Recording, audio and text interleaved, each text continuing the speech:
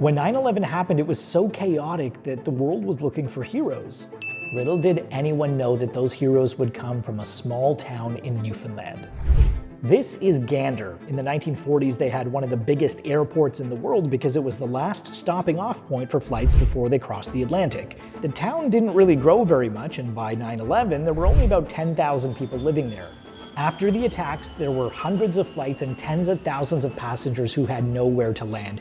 Canada immediately opened all of its airports to accept as many US aircraft as they could. Toronto, Vancouver, Montreal, Calgary all opened their airports, and then it was Gander's turn. Gander took in so many aircraft that their entire tarmac was packed nose to tail with airplanes. Overnight, their population doubled, with more than 7,000 passengers coming with nowhere to stay.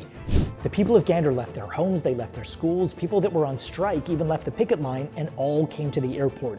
They brought food, they bought clothes, they bought toys for kids who had no toys to play with, and they told those passengers, it's okay, you are with friends. When they ran out of space at local hotels and community centers, people even invited the passengers into their own homes. They fed them, they sheltered them, they looked after them as though they were neighbors. That's what Canadians do best. When they were excavating the rubble of 9/11, they kept all of the steel beams in New York City except for one. They sent one steel beam, guess where?